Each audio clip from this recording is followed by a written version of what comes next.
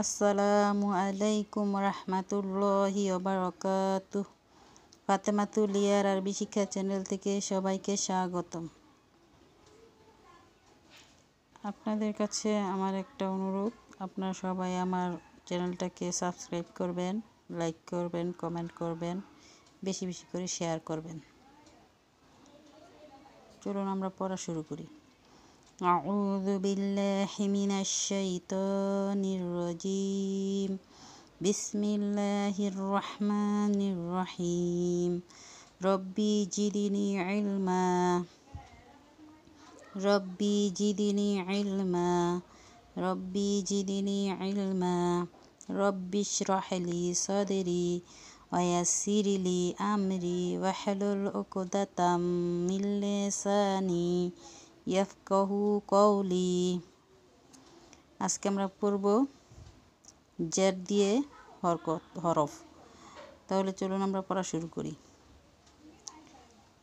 হামজা জের ই, বা জের বি, তা জের তি, সা জের সি, জিম জের জি, হা জের হি, খ জের খি, দাল জের দি, জাল জের জি, র জের রি, জা জের জি, সিন জের সি, শিন জের শি, সদ জের সুই, দদ জের দুই, ত জের তুই, জ জের দুই, আইন জের ই, গইন জের গি, ফা জের ফি, কফ জের কি, কাফ জের কি, লাম জের লি, মিম জের মিম, নুন জের নি, ওয়াও জের উই, হা জের হি, হামজা জের ই, ইয়া জের ই।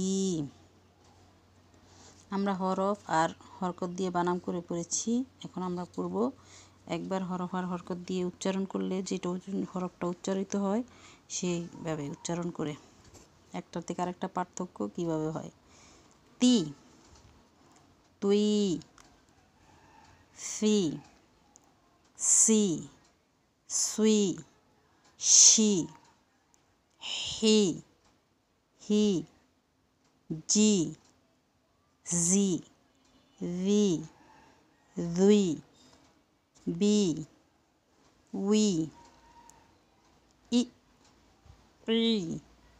ই, ই, উই, ই, দি, দুই, কি, কি। আমরা এখানে পড়েছি বানাম সহকারে, আর এখানে পড়েছি শুধু বানামের পর যে হরফটা উচ্চারিত হয় সেইভাবে। আর গত পর্বে আমরা একটা সূত্র পড়েছি, সব মিলে দুটি সূত্র পড়া হয়েছে। এখন গত পর্বে যে সূত্রটা পড়েছিলাম, এক জবর এক জের এক পেশকে হরকত বলে, হরকতের উচ্চারণ তাড়াতাড়ি করিয়া পড়িতে হয়। তাহলে আপনাদের কাছে আমার একটা প্রশ্ন হলে যে জবর জের পেশকে কি বলা হয়,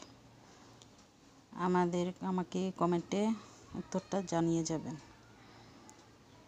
আর আমার চ্যানেলটাকে সাবস্ক্রাইব করবেন। আজকে এ পর্যন্তই। আসসালামু আলাইকুম রহমতুল্লাহি ওয়া বারাকাতুহু।